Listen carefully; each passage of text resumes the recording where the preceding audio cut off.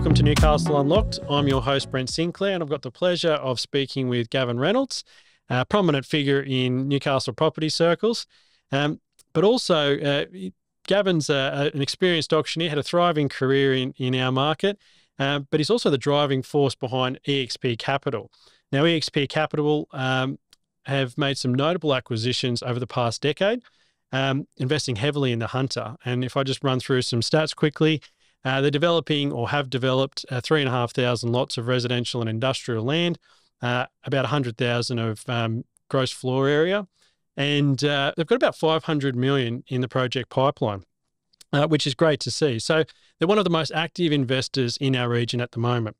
So today we'll dive into all things EXP, their strategy, their vision for the future, and why they've chosen to invest so heavily in the Hunter. So thanks for joining us, Gav. Thanks, Brent. Appreciate the opportunity to be here. So, Gav, firstly, can you tell us a bit about your journey in real estate and how you got to EXP Capital? So my journey in real estate started as a real estate trainee, and that was probably 1998. So we're 2.5 decades in, or a bit more now. So, so 27 years in. And I just worked in residential agency. Mm-hmm. And as a result of that, I got exposed to some really vanilla residential deals, but at the same time, I was also exposed to quite a bit of project marketing, which also gave me a good look into retail and industrial and commercial as well. Mm-hmm. So on the way through on that residential journey and all the other agency journey, I was able to observe people doing really, really well in all of those various sectors. And I guess I was a bit like a sponge and just soaked up a lot along the way. Mm-hmm. And in 2009, an opportunity came up to get a little bit more involved on the development side. And also, you mentioned the auctioneering, so it's probably pertinent to sort of mention that in conjunction with this, because in 2009 is when I sort of made the shift to the full-time auctioneering as well. Mm. And auctioneers, when they're starting out, have got quite a bit of spare time on their hands. So there was quite a bit of time for me to look at the development side of things. Mm. And at that point, there was the association with Paul Sidorowski, who's the managing director at EXP Capital. Yep. And you talked about me being the driving force behind EXP Capital. It'd be remiss of me not to say that the driving force and the driving energy behind EXP Capital is Paul. Mm-hmm. But it grew from something which was relatively modest and humble into where we are today. Yeah, great. And we've been talking a bit in preparation for the podcast today just about everything to do with EXP Capital. Can you give us a little bit of an insight about your vision for EXP Capital, balancing long-term vision versus value-add opportunities and just how you're approaching it? So we almost look at ourselves as one of the links in the supply chain, if that's a decent way to put it. Whereas others might be in the builder-developer mode, or they might be the real estate investment trusts that have got a very, very specific mandate about the way that they're going to operate their businesses. Mm. We took an alternate approach, and this probably wasn't on purpose. It almost happened by accident. Maybe there was a bit of purpose in the whole thing. Mm. But we certainly recognised that we didn't want to compete or participate against those straight builder developers. Mm. And we're very bad at being passive and not being involved. Yep. So just buying assets for a return wasn't really our thing. Mm. So there's this nice sweet spot in the middle where we can look at opportunities, recognize them, and then unleash their potential. Mm. Now, if you look at that just in the turn of phrase that I've given you, it probably doesn't tell the whole story. Mm. We also look at things in terms of, okay, well, if it was 10 years from now and we were looking back on the opportunities that we either pursued or decided not to, what would be the ones that we would want to have said, hey, we're really, really pleased that we did that? Mm. So it was a matter of being quite strategic, quite well thought out about the opportunities that are either in the market right now or aren't on the market, so that we can pursue them when they do come to market, or look at another way of getting involved with them. Yeah, excellent. And look, that's really been the feature. You really hit that sweet spot, in that niche part of the market. And we'll go through some of the characteristics of some of the acquisitions. But a lot of the acquisitions are in the Hunter, and that's been a focus. What's made you so confident to invest in the Hunter?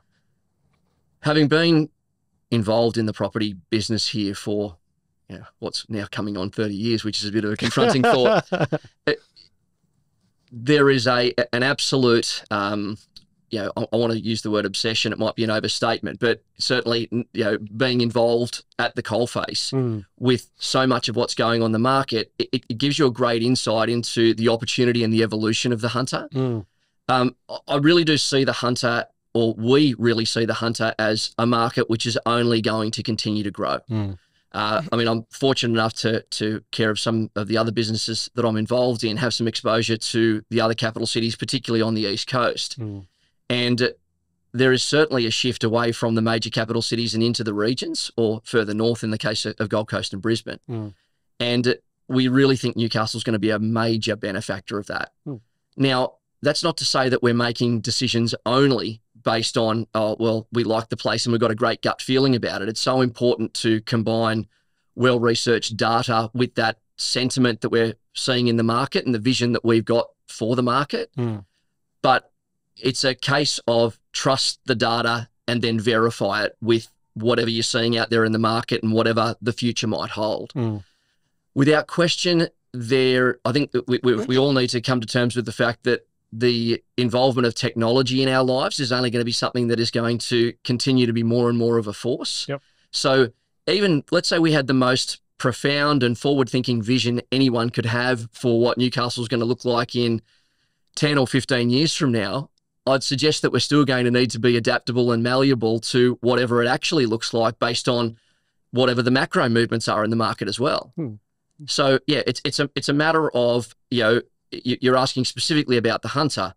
The Hunter is of interest to us because it's a magnificent place to live.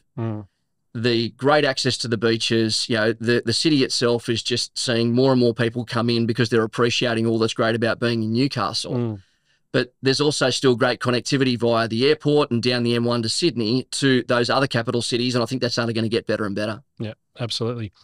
So breaking down some of the acquisitions that you've been involved with and the projects that you've been involved with, you've got quite a diverse range across pretty much every sector you could get your hands on.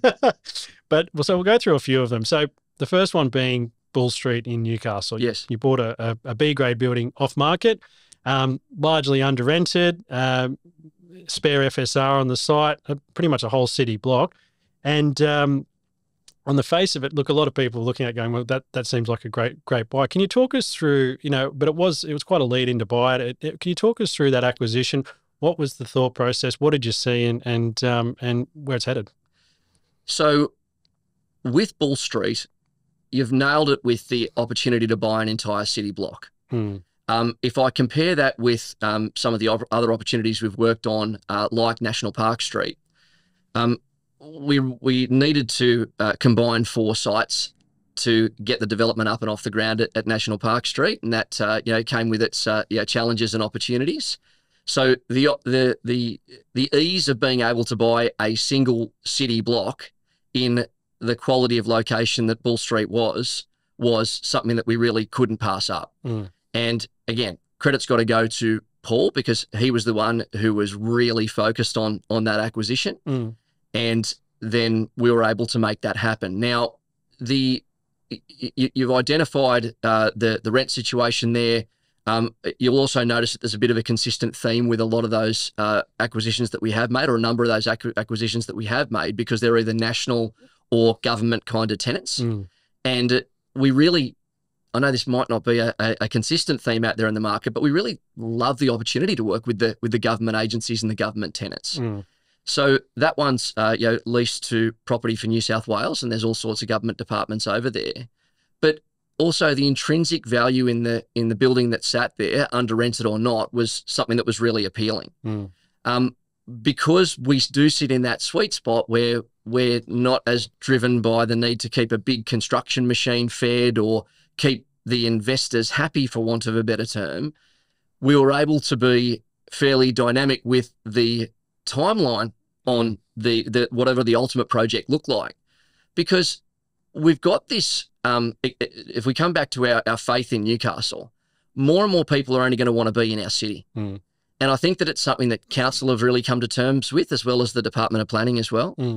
And so the opportunity to, at whatever time it finishes up happening, explore the development potential and be able to bring a project to the city there on that site is something that's really appealing to us. And when you throw into the mix there, you've described it as a B-grade building. I think that's probably a fair description, but there's still a lot of value in the structure that sits there at the moment.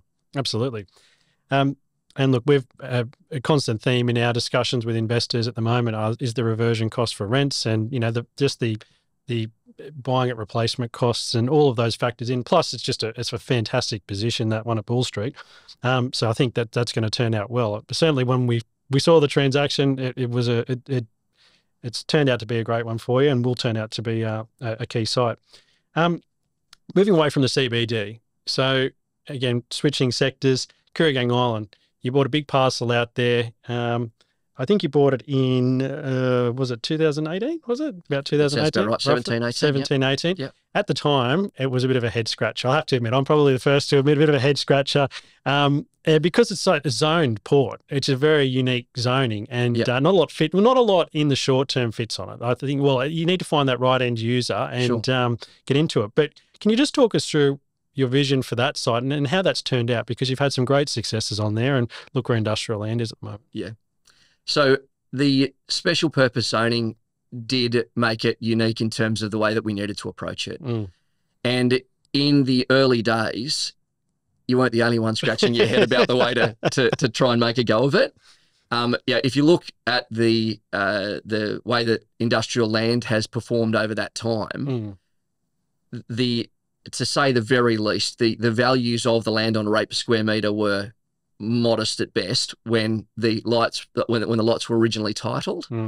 But I think that one of the great lessons that it taught us, or it's probably consistent with the themes and the spirit of the business more broadly, is that if you are patient enough, then there'll be a time when the land is extremely desirable and you're able to absolutely pick that point in the market.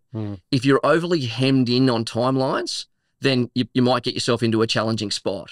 But when you've got a more comfortable and relaxed view that, if you build it, they'll come, then that's exactly the way it's played out over there. Now, it has been a journey. There's no question about it. But we're really proud of the deals that we've done over there, and we've attracted some amazing tenants to the site, and the precinct that you see today, even after all the development that's happened over there, even if you look at it, what it'll be in even 24 months, it'll be something which has gone up another level again. It's been a great one. And so switching again sectors into the residential market. So Gillieston Heights. Yes. You've invested in Gillieston Heights. You've actually got a project, 81 lots being delivered in the next few months, or a couple of months. Again, what's your view on housing in the Hunter and that project? I suppose using that as an example, what's your view to take a position on investing in the housing in the Hunter? So with the land up at Gillieston Heights, it didn't hurt our decision making that the Maitland LGA is the fastest growing in the state. Yep. And with good reason. There's room to move out there. There's great connectivity out via the Hunter Expressway to the lower and upper Hunter. But there's also significant investment out there in terms of the retail assets and the like as well. And it's in terms of the finished product, once homes are built on there, it's a nice sweet spot, and it's nice and affordable as well out there in the market. So for us, again, if I can, at the risk of repeating myself, it wasn't a situation of, there is an opportunity that exists in the market right now that we need to capitalise on. It was just a huge level of comfort in the basic fundamentals of the quality of the market out there in Maitland and that fringe Newcastle area as well. And it's certainly come to pass that the lot sales out there have been really, really strong, and we're quite comfortable that it'll continue that way. Sure. And you've got some new projects out in Gillieston Heights? Yeah, so we've got two projects out there. So the one on the corner of Ryan's Road and Kia Road. Yep. And then we've got another one on Cessnock Road as well. And how many lots are you looking at delivering there roughly? So that'll be around about 50, 55 lots. Yeah, nice one. Yeah. This week I went out to Maryland, and I hadn't been out there for a while, and we'd been talking about the Maryland Village and the new tenants and the new setup that's out there, and what a transformation that's been. It looks sensational. Seems to be trading very well. Can you just talk us through again? We're going through. There's a theme to these projects, but just looking at some of some of the value add that you've really, this is a completed project now, you've got plenty in the pipeline. Can you just talk us through that, where it came from and how you got it to where it was? Because you've had to shift quite a few around. It wasn't sort of just pick up, put a lick of paint on it. That is an understatement. When I go back through my file notes and I look at emails and they're dated back to 2017, it's quite confronting about the chunk of my life that Maryland has absorbed. I'm trying to be as polite about it as I possibly can. So come back to the fundamentals of the investment decision. Pretty comfortable around neighbourhood shopping centres and what makes them tick. So when this one came to market, even though the supermarket box was vacant as a result of the former Bilo and then Coles moving down the road to Fletcher, there was still a high level of optimism that given the density of residential in and around that area, we would be able to find a way to make it successful as a retail asset or as a neighbourhood service asset, if for whatever reason we couldn't attract a supermarket anchor. So we explored that in the first instance, thinking, okay, well, what does the world look like if, for whatever reason, we're not able to attract somebody into the supermarket box? And this is even pre-purchase, if you like. Yep. And so we were pretty comfortable that we were still going to be able to engineer an outcome that was still going to be financially attractive. Fast forward to today, where Woolworths sits there. Obviously, that's only been 2,000 or 3,000 conversations that have led to that, and decisions to be made in turn. But reflecting on it now, we asked Woolworths to come and have a look at the site on more than 12 occasions. So let's just say, for the purposes of the discussion, that on conversation or question 13, they finally agreed to come and have a look at it.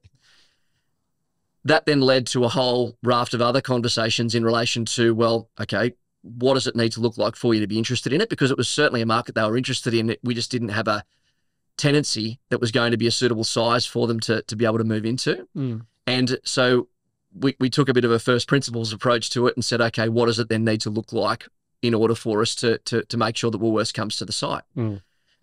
We did some conceptual planning on that and managed to put together a box that was then going to be suitable for Woolworths. And before we know it, about 8 months later, after those conversations initially started, we're into an agreement for lease with them. If we can rewind the clock a little bit, though, to your question around, well, what drove the decision to buy it? If that site was just a greenfield site, we think that we would have had to have paid as much or more as what we paid for the site with the improvements on it and with some passing income, because there was the tavern and the other specialty retailers out there. So that was certainly appealing to us, and we knew we just have to work hard at trying to reposition the asset. Fast forward then through to obviously having Woolworths in play. That then changed the dynamic of the conversations, and that required quite a significant relocation, the construction of the car park and over the supermarket box. But to look at it now finished, it's just amazing. It's chalk and cheese compared with where we started it. One of the things I always love to mention when we're talking about Maryland is Mr. Lee, who's the Chinese takeaway operator out there. He was the first ever tenant in the original Maryland village. There you go. And he still trades there today. It's one of the things that we're most proud of. So, yeah, look, it's a great centre. It seems to be doing incredibly well, so you've done a great job. So we're covering, the good thing is, talking to you, Gav, we're covering a lot of geography here within our region. And I'll continue the journey. So out at Holloran, you bought a parcel of land, and I think we might just touch on that briefly. What's the vision for that one? Because that needs a bit of work to happen, but it's sort of got all the right features to make it a great opportunity. Yeah, it does. So we think anything with that connectivity onto the M1, because we would still consider that sort of northern central coast region, an adjunct or an annexure onto Newcastle. And that great connectivity onto the M1 is important because there's still going to be industrial locations that are outside of Sydney but can still service Sydney and Newcastle. And that seemed like a nice, it's not equidistant, but if I can use that turn of phrase, a great location to be able to service both of those localities. Now, one of the things that is a fairly consistent theme is that we look at opportunities where there is a chance for, or an opportunity for, people to live relatively close to where they're working. The idea of extensive commutes to our assets or our opportunities isn't something that we're particularly excited about. So as somebody who's going to run some of the businesses that ultimately occupy these sites, to be able to have your workforce relatively close will be a real advantage, because who wants to sit in the car for 45 minutes to an hour and a half each day? And we certainly think with all of the residential density in and around that Holloran zone, it's a real feature. Now, there's some challenges with navigating through Central Coast Council. They are becoming more and more functional with every day that goes by. And we got our the first of our DAs only last week. So, we're certainly on the pathway to actually being able to turn some dirt down there. But that's probably what's driven the interest in that particular zone. Excellent. Coming back to Lake Macquarie, Charlestown, you've purchased the Centrelink building up at Charlestown Road. Yes. So it's a 3-story building, about 4,500 square metre NLA, 130 car parks. What's the play there? Another government tenant sitting there. What's the vision for that site? Is it to sit and hold with the tenant, or obviously they were on expiring lease when you bought it? Like, it wasn't a long while sit there passive. Yes, but they're still there today. How's that progressing? So, with Charlestown, there was always a high level of comfort around the fact that had the building become vacant at the end of the lease, there was still a huge amount of value in the existing building, the built form that was there. Yep. So if you look at Charlestown, if we zoom out for a second and you look at Charlestown standalone, it is a city in its own right. Charlestown Square is an asset that would be worth north of $1 billion by itself. You've been directly involved with the new health precinct that's happening there on Pacific Highway.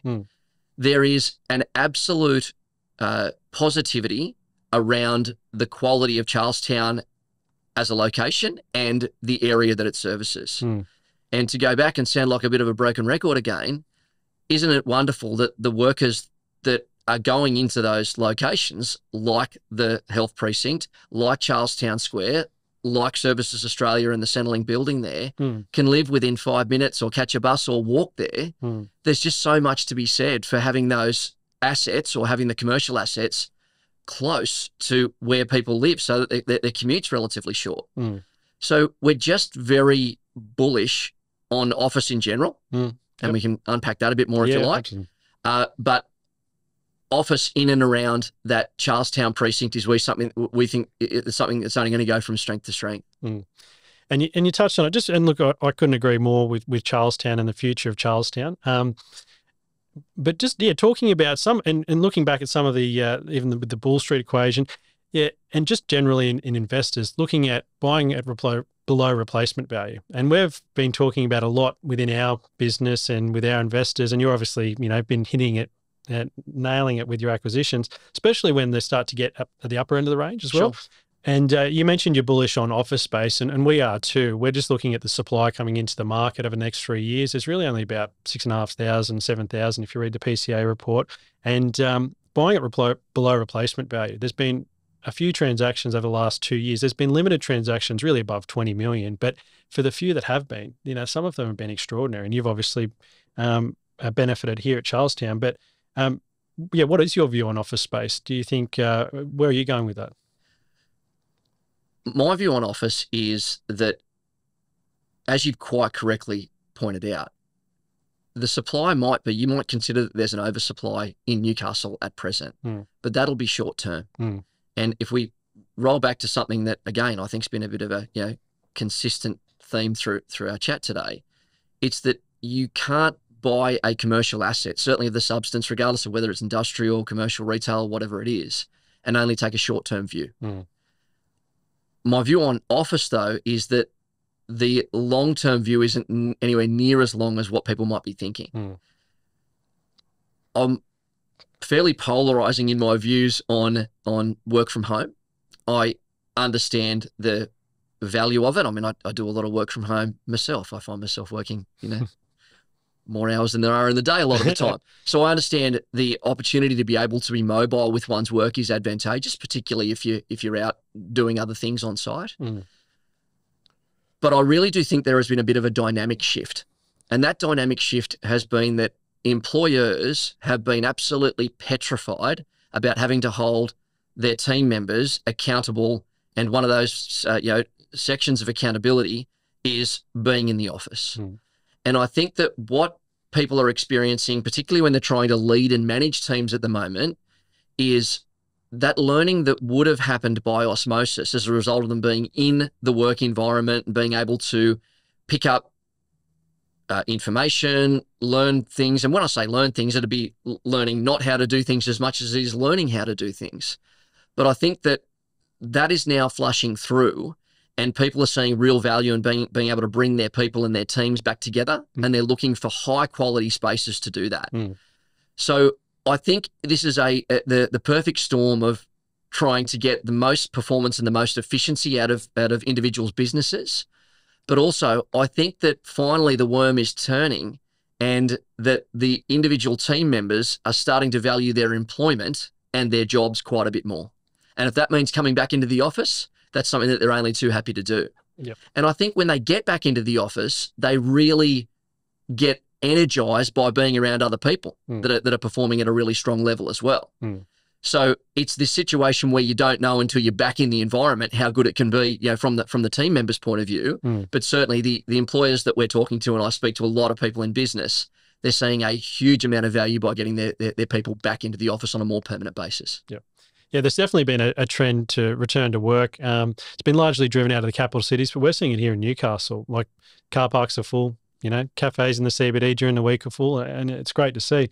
And look, there's about 23,000 square metres of vacancy in A-grade office space in Newcastle. It's about 16%. Last year we had a take-up of about 7.5%. So with that, limited supply coming in, as you say, I don't think that I don't think the cycle is going to be too long before we're actually scrambling to find new buildings. And with the lack of buildings that are coming in, it's going to be even more valuable for existing assets. So I think there's definitely an opportunity there. And look, even just in our business, we're noticing the uplift in leasing inquiries, for over 1,000 metres. But as you say, it's a flight to quality. To attract the tenant, to attract the employees back to the market, they're going to need to have better quality space. So I think that will be a huge factor in it. National Park Street. So National Park Street was a project that we're involved with over the COVID period when all this return to work, work from home commenced. So can you talk us through a bit about that project? Combined area of about 4,000 square metre of site area, 4,200 square metres of site area. You got it approved for 203 apartments. But can you talk us through how you went about it? Because you had to, rather than just buying a city block, you actually had to buy a few sites and pull them together and go through that whole process. So can you talk us through it? Yes. Yeah. I've aged significantly as a result of that. Yeah. So the first of the acquisitions was the site that was the old Leagues Club. So that underpinned all of the site that then got assembled around what was the Leagues Club. I think the magic number for a developable site down there was 1,500 or 1,600 square metres before you could exploit the height and the FSR that was available to you under the developmental control plan. Now, I think that site standalone was, I want to say either side of 1,000 square metres. So we weren't there with that site in isolation. The next of the acquisitions or the sites that we took control of was the site at 1 National Park Street, which was the former Muso's Corner site, and then off the back of that, the former ANZ business banking site there on King Street came to market. And then the last of the acquisitions was the old ProSki site there on the corner of King and National Park Street. I think we were fortunate with the ANZ building becoming vacant when it did, because it probably, the owners there were probably interested in being a bit more passive when they acquired the asset, probably a decade and a half beforehand. And the prospect of them having a vacant building wasn't too exciting for them. So, the moons aligned there. We were very fortunate with that. When we went and sat down with council, they pushed us quite hard, and I'm grateful that they did, on making the site a little bit more symmetrical, for want of a better term. I'm sure there's a much better architectural expression for it, by incorporating the site on the corner. we were spinning a lot of plates trying to do this because not only are we working with sort of some of the owners directly, we're also working with, some of the members of the Newcastle agency community as well. And, credit to all of them. They understood the outcome that we were trying to achieve and worked closely with us to get it. But managing a lot of different, drivers in terms of, both timing and, what people wanted to see happen with their site, it was a challenge. But, touching on, you wanted to talk about the COVID aspect of it. We had the DA in pre-COVID, and I don't mind telling you, it was a very confronting time for us when COVID came, and we really were contemplating, well, as everybody was in their businesses and in their lives, is this going to change the way everything works? And are all the assumptions that we based our acquisition on and based our planning on, is all that out the window? And do we now just have a very expensive 4,260 square metre site that we're not going to be able to do anything else with, and that the valuers are going to knock us around on when it ultimately comes time to settle on it, at least the balance of the site? Combine that with the fact that we did have a lot of clunkiness with dealing with council at the time. And one thing I probably do want to talk about is the then and now of dealing with the various planning authorities, but we can probably talk about that secondarily. During the lockdown was when we had the first of our hearings in the Land Environment Court. So I remember hiding in a corner of the cottage at the farm where we live, trying to keep the kids quiet while we're on the call with the commissioner, trying to get the bits and pieces resolved. But the weight of not having the approval in place and the pending settlements of the sites and the unknowns around COVID, it was hard to say which was the closest crocodile. Now, sort of in parallel with this, we were having some conversations with, builders and developers at the same time. Now, when we first kicked the project off, we were naive enough to think that, we'll just go and appoint a builder and build this ourselves. The deeper we got into it, the more we decided that probably wasn't the best way to approach it. That then triggered the conversation with some of the builder developers out there in the market. And, credit where it's due, GWH were the standout purchaser for us. In terms, I just have an admiration for so many businesses in Newcastle and so many success stories in Newcastle. I mean, the McCloy Group, Hunterland, Stevens Group, GWH, even the things that Williams River Steel do out there in the market. I just have such a huge appreciation for what it takes to build a business like that. And in the end, we just worked very, very closely with the senior leadership at GWH to strike a deal there. Because I spoke earlier on about us being a link in the supply chain.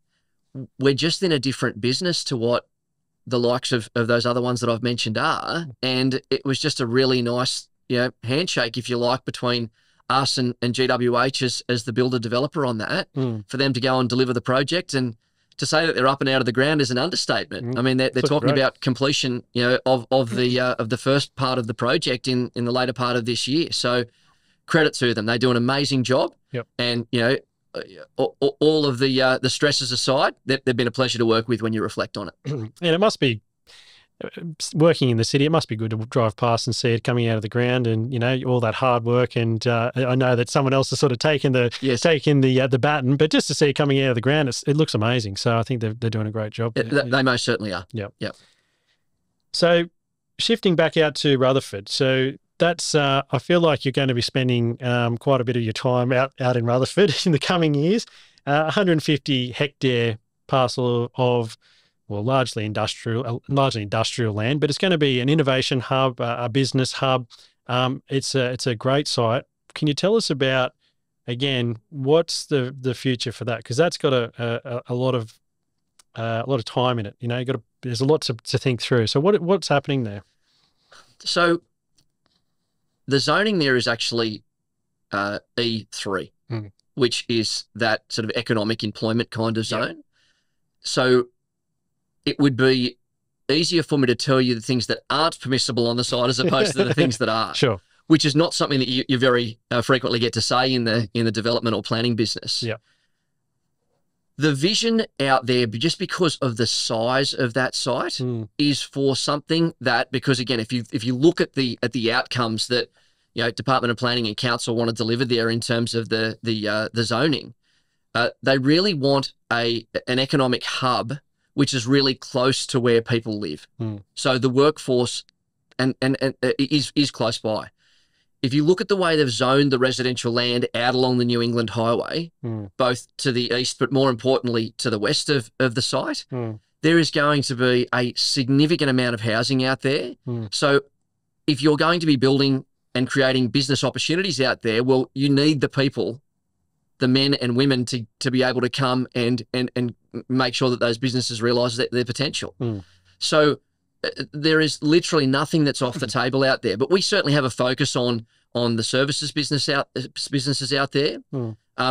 We've had a clear focus as well on ensuring that there is an appropriate amount of those essential services that go into the site as well, so it can reach its potential. Because, like I touched on before, whatever we think it's going to be today, the likely metamorphosis of the market out there in terms of what it ultimately needs is likely to change during that time. We're exploring educational opportunities out there because, schools, universities, those sorts of things are permissible within the zone. We're certainly also looking at the opportunity to bring as much technology as we possibly can into the location as well, to allow for, compute or the data and large language model centers out there also. So we're not fixated so much on it's going to be an industrial subdivision like all of the land is to the east. Because of the substance of the holding and it's not fragmented in its ownership, we've really looked at it as an opportunity to think, okay, we're probably going to be in this project for 15 to 20 years. So how do we evolve as the market evolves and as the requirements for that Rutherford Lock and Var zone and that part of the Hunter Valley evolve? Excellent. Look, it's a great part of the market out there. There's a huge amount of growth happening, and I think there's plenty of opportunity on that side. As you say, it could service a whole bunch of different of avenues. So I think you're really exciting out there. Can I just touch on one other thing that I think's important, because I've referenced it as well when we were talking about National Park Street and the planning journey there. So one of the things that, if there's very infrequently can you tell positive stories about your journey in terms of planning.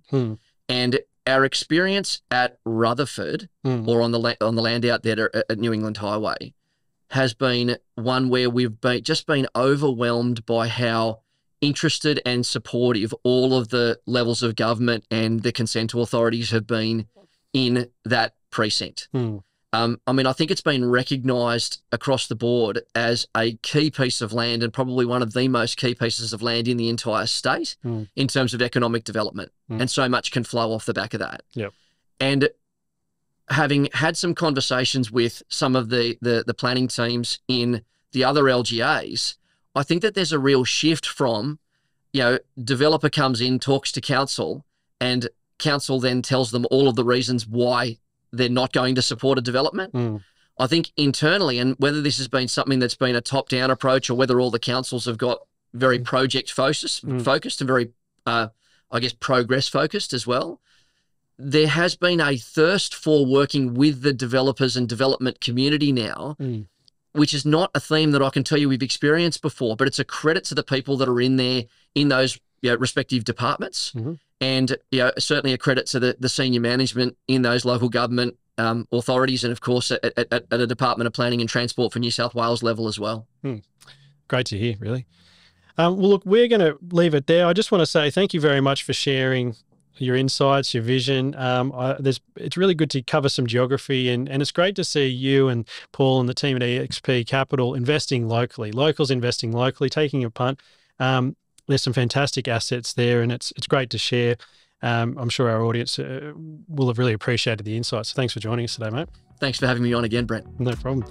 Well, that's all from us. We'll be sure to keep you updated throughout the year.